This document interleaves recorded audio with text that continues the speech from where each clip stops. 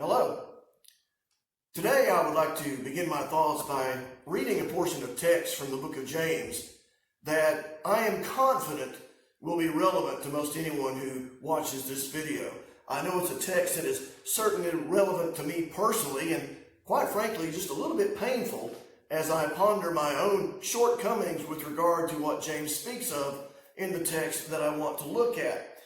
I'm talking about what James has to say with regard to the tongue in the 3rd chapter of his letter, in James chapter 3. So if you've got a Bible handy, by all means you're welcome to follow along with me as I read from the book of James. James, of course, is in the New Testament, in the latter part of the New Testament, right after the book of Hebrews, right before the book of 1 Peter. And so we're going to be reading in James chapter 3, and I'm actually going to start reading in verse 2, and I'll go ahead and read on down through verse 12. So beginning there, it is written, "We all stumble in many ways. If anyone does not stumble in word, he is a perfect man, able to bridle the whole body. Indeed, we put bits in horses' mouths that they may obey us, and we turn their whole body. Look also at ships. Though they are so large and are driven by fierce winds, they are turned by a very small rudder wherever the pilot desires. Even so the tongue is a little member that boasts great things. See how great a forest a little fire kindles. And the tongue is a fire, the world of iniquity. The tongue is so set among our members that it defiles the whole body and sets on fire the course of nature and is set on fire by hell. For every kind of beast and bird, of reptile and creature of the sea is tamed and has been tamed by mankind. But no man can tame the tongue. It is an unruly evil, full of deadly poison. With it we bless our God and Father, and with it we curse men who have been made in the similitude of God. Out of the same mouth proceed blessing and cursing. My brethren, these things ought not to be so. Does a spring send forth fresh water and bitter from the same opening? Can a fig tree, my brethren, bear olives, or a grapevine bear figs? Thus no spring yields both salt water and fresh." So what James does here is he speaks of the need to control one's tongue, one's speech, in other words. But he also spends the majority of the text that we just read here, he spends the majority of this passage talking about what a challenge this is. What a challenge it is to control one's tongue. Because though it is a small member, a very small part of our overall human body, it is nevertheless capable of significant impact. As James knows, you've got a horse, a very large animal, and yet it is controlled by a very small thing, that little bit that we put in its mouth, and we're able to turn it and make it go wherever we want it to go. Similarly, a ship, very large object, but its course is determined by the rudder, which again, relative to the ship as a whole, is a very small part of the ship. The human tongue, despite its small size, is likewise capable of doing significant things. It can do great things, to be sure. You know, it is by the human tongue that God has decided that the gospel message would be delivered to mankind. So the tongue can be the source of good things, the source of great encouragement if used properly. But the tongue is also capable of great harm and great destruction as well.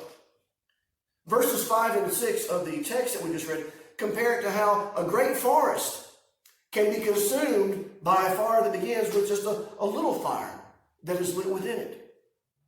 The tongue, if not controlled, can cause damage that is every bit as devastating as that. It must be controlled. It must be controlled because it cannot be tamed. You know, you can tame an animal. A wild animal, not tamed, that can pose a threat to people. I guess it can pose a threat to property too.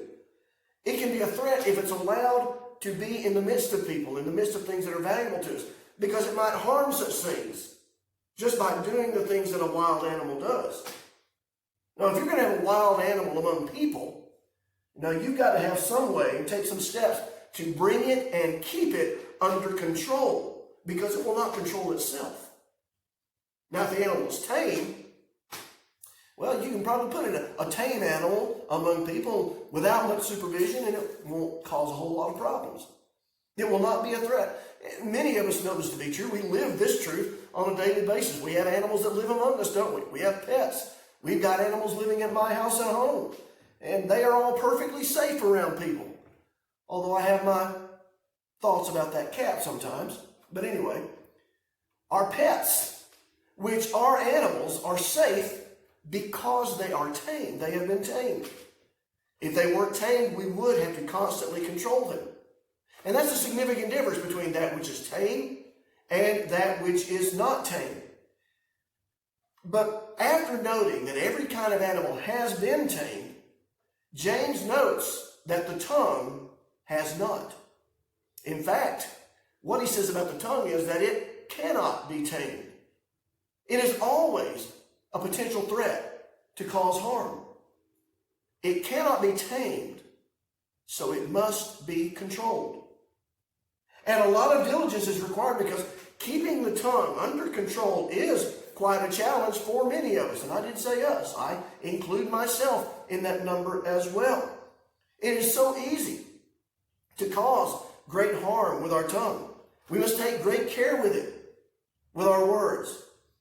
I mentioned a moment ago that the tongue can do both good things and bad things.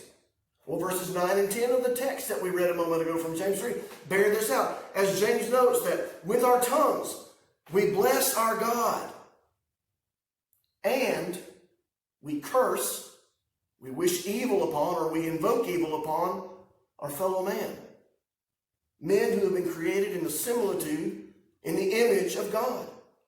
Out of the same mouth, from the same tongue, one will praise God and then turn around and curse God's grandest creation, that which he has made in his own image. And you see, did you notice what James said about that in our text in verse 10? He said, "My brethren, these things ought not to be so." And I imagine that any rational human, really, if he or she is honest with him or herself, I think most all of us would know that intuitively, that we shouldn't be blessing God on the one hand and cursing man on the other. But in case anyone doesn't know it intuitively, James makes it very clear in this passage. Like a wild animal or a small fire, perhaps a campfire that is lit in the woods, like it cannot be unsupervised because of the harm that it might cause, even so the tongue must be supervised and kept under control as well. Again, because we cannot tame it, we must control it. Earlier in this letter, James links the necessity of controlling one's tongue to the practice of good religion. If you turn back to the first chapter of James, in James chapter 1 and verse 26, he writes there, "If anyone among you thinks he is religious and does not bridle his tongue, but deceives his own heart, this one's religion is useless." It truly is amazing to think of what a detrimental effect the tongue can have on people if it is not properly controlled. It is amazing and it is sobering. It's something that every person needs to get a handle on if we are going to be right with the Lord. As challenging as it is, it's something we need to pay attention to. And it is challenging. And it is challenging, I believe, at least in part, because sins of the tongue can take on different forms. And maybe while we're being real diligent to avoid sinning in one particular way, maybe we're slipping up in this other way. And so what I want to do, in the remaining of our time together today, is to take note of 5 types of sin that can be committed with the tongue, so as to hopefully help us all in our attempts to bring our tongues under control and to be more pleasing as servants of God. Now, the first sin of the tongue that I will speak with you about today is probably the one that most quickly comes to people's minds when we think about sins of the tongue. I'm talking about profanity. Profane language that is not appropriate. Certainly as our society in general coarsens, and it is becoming very coarse, this is becoming more and more of a problem with non-Christians and the unchurched, as we sometimes call them. But let's just be honest about this thing. This can be a challenge for Christians as well. Because after all, we live in this society, don't we? We hear things all the time, whether we like it or not, whether we realize it or not. What we hear others doing in this regard can and often does have an effect on us. That may be that maybe the first time we hear language, bad language used, whatever point in life we were at when we hear it for the first time, maybe that shocks us. But then as time goes by, we hear it more and more, and we grow accustomed to hearing it. And then we get to the point where it doesn't shock us, and it doesn't bother us that much anymore. Well, if we get to the point where it doesn't bother us, we better start being very, very careful. Because when it stops bothering us to hear it, well, it's not a far jump to get to the point where it doesn't bother us to maybe mutter something under our breath that we shouldn't. And from there to just openly saying things and using terms and phrases that we know we really ought not to be using. I remember, it's been years ago now, but I remember seeing an article about an actor, I believe, a movie star, who said that he refused to take the Lord's name in vain. If he was in some kind of a show where they called on him to do that, he just wouldn't do it. See, he was aware that Exodus chapter 20 and verse 7, for example, said in so many words, "You shall not take the name of the Lord your God in vain." Of course, that was stated as God declared the 10 Commandments to the people of Israel. What are the 10 Commandments?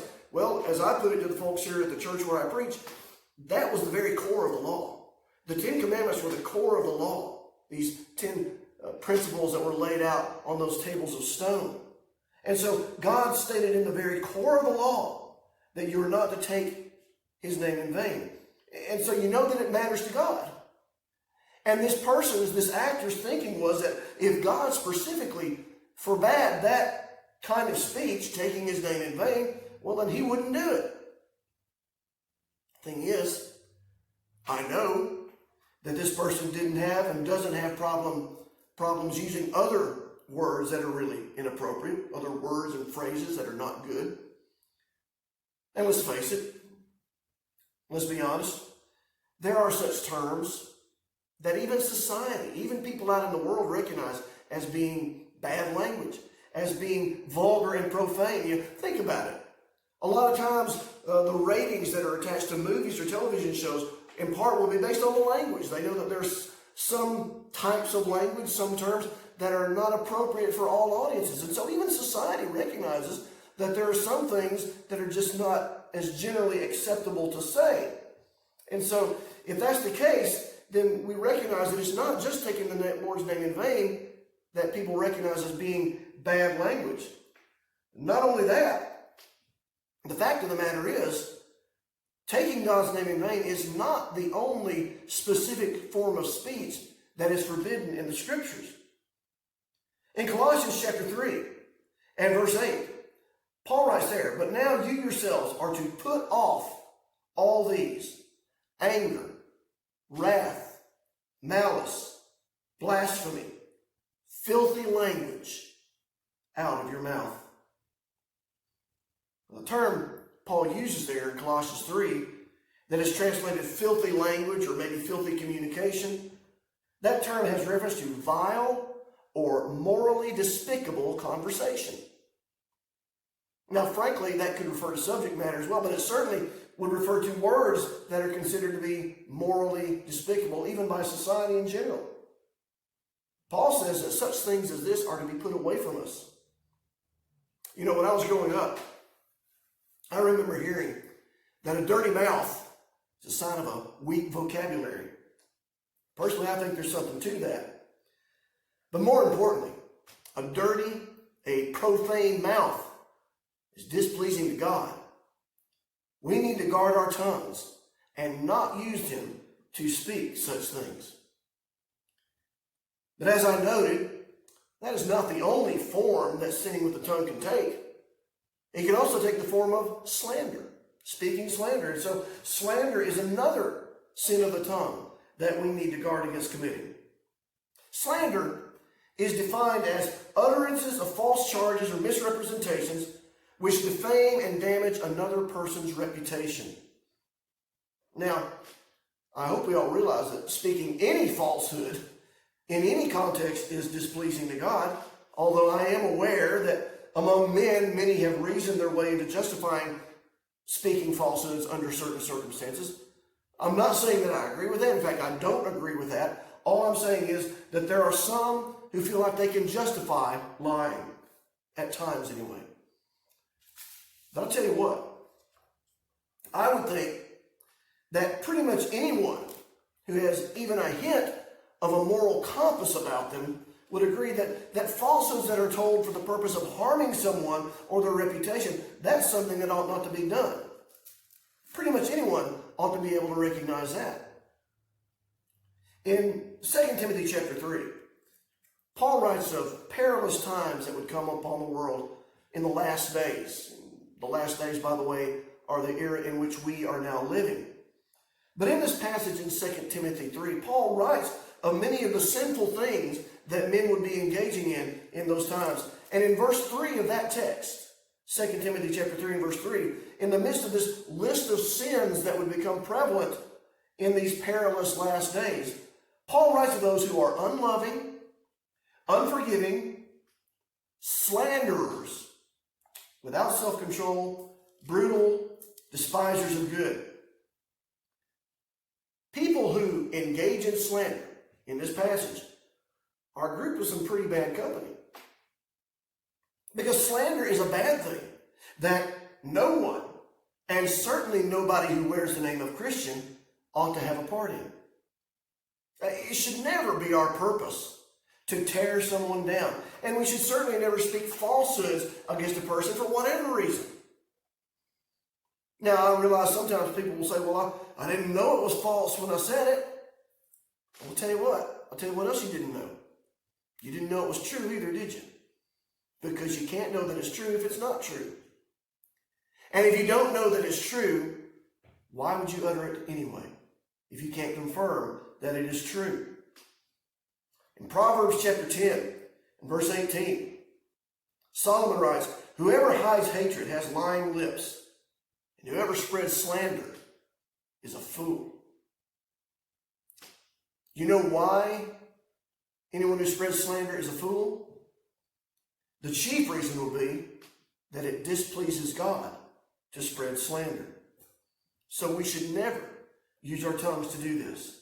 Slander is another sin of the tongue that we must avoid. Neither should we use our tongues to gossip. This is another sin that is very common, unfortunately, that people commit with their tongue. Now, I realize some people may hear me say this and say, didn't we just cover that? We talked about slander and speaking falsehoods about people. Doesn't that cover gossip as well? Well, no, it doesn't, actually. Gossip is not the same as slander. Now, I know some people take the attitude that, well, if it's true, then it's not gossip. That's just not right. That's not a correct statement to make. The definition of gossip is not specific to falsehoods. It simply has to do with revealing personal or sensational facts about others. Now, maybe what is said is not true, which would make it slander as well. But maybe what is said is true.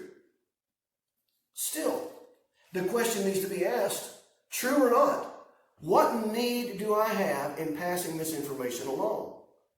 What is my purpose? What is my reason for passing it along? The fact of the matter is, the word gossip doesn't appear that many times in the pages of the Bible. But there are other terms in the pages of the Bible that do appear that mean the same thing. One such term is talebearer. For example, in Leviticus chapter 19 and verse 16, the law of Moses stated there, you shall not go about as a talebearer among your people, nor shall you take a stand against the life of your neighbor. I am the Lord. So you're not to be a talebearer among the people. And the term that is used there, talebearer, literally means scandal monger. As in someone who goes about spreading information for the purpose of creating scandal. Well, the law of Moses said, don't do this, regardless of whether it's true or not. Not only that, but I think most of us are aware that people who are known as talebearers or gossips are generally not regarded as highly trustworthy people or as highly trustworthy friends.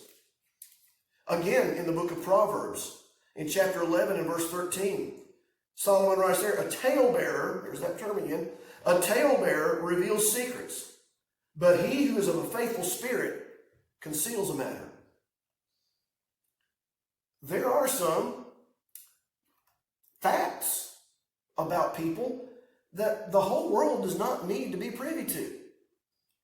And if you want someone to lose trust in you real fast, and you want to alienate someone real fast, you just go ahead and tell something like this that you may know about them for no legitimate reason. And I'll tell you what, not only will the person you reveal the information about no longer trust you, but I imagine those to whom you reveal it, they might be kind of hesitant to get too close to you themselves. But again, regardless of what it does to our relationships, what's more important than that is the effect that it has on our relationship with God. This is a behavior that does not sit well with the Lord. In 1 Timothy chapter 5, as Paul wrote there of how the church is to deal with widows in its midst, he gives some warnings regarding younger widows. And in verse 13 of that text, in 1 Timothy chapter 5 and verse 13, he talks about the dangers that confront a young widow. And among the dangers confronting these younger widows is the possibility, verse 13, of them becoming idle, wandering about from house to house, and not only idle, but gossips and busybodies, saying things which they ought not. Tell you what, people, real people, have been genuinely hurt by things that were true, but that did not need to be made general knowledge. I'm aware of a specific situation years ago where someone in a church became aware of something that someone else in the church had done years prior to that. It was something sinful, but the person who had committed the sin had acknowledged the sin and had done all that they could to make it right with the Lord as well as with the aggrieved parties. Nevertheless, a few years later, this other person comes into the church, becomes aware of it, and proceeds to talk to people about it. And there were some problems that arose, and there was a lot of hurt and a lot of pain that was endured needlessly. Yes, what was said was true. It was factual. But it was a matter that all who were directly involved in it regarded as being over and done. A thing of the past that, quite frankly, had been resolved. What possible legitimate reason could the person have had for going out and telling others about this thing that they had learned? Does anyone really think that it was for the purpose of building up the church or anyone in it? You know, sometimes whether something that we learn is true or not is not the only question that we need to ask about it before telling it to others. No, we also need to ask, is it really necessary? Is it needful for me to share this with others? We need to think about why we think it is important to do so, if it really is important to do so. So gossip, that's another form that a sin of the tongue might take. And it can bring about terrible, terrible damage. We must learn to control our tongues to prevent this from happening. And even beyond those words of gossip, factual or not, that are said simply to evoke scandal, we might think about another way in which we can sin with the tongue, and that is by the utterance of idle words. Now, that is a term that Jesus himself used back in Matthew chapter 12 and verse 36. There, the Lord said, "But I say to you that for every idle word that men may speak, they will give account of it in the day of judgment." Now, he says this in the midst of his response to certain accusations that had been made against him by Pharisees that were present at that time. See, what he had done, he had just cast a demon out of a man, and in so doing had restored the man's sight and his ability to speak. And yet the Pharisees that were present, because they were determined not to believe in Jesus no matter what he did, accused him of casting out demons by the power of Beelzebub, which was a silly accusation to make. Well, this is what prompted Jesus' response, which included what he said about idle words. And the term there that the Lord uses, idle words, has reference to useless words. They served no useful purpose and were spoken solely for the purpose of undermining him and clouding people's interpretation of the truth of what had just happened. We might say they said this just to be difficult. In fact, the intent of those speakers, of those Pharisees, was to distort, in the eyes of others, what had actually happened. Not to help the people understand that, in fact, the Son of God had just performed a miracle by the power of God. You know, I have been involved in Bible studies, group Bible studies, both as a leader of the study, but also I've witnessed studies that somebody else was leading where this happened. There would be someone present who, it seems that their sole purpose in being there was to undermine whatever the teacher was trying to say, whatever he was trying to teach.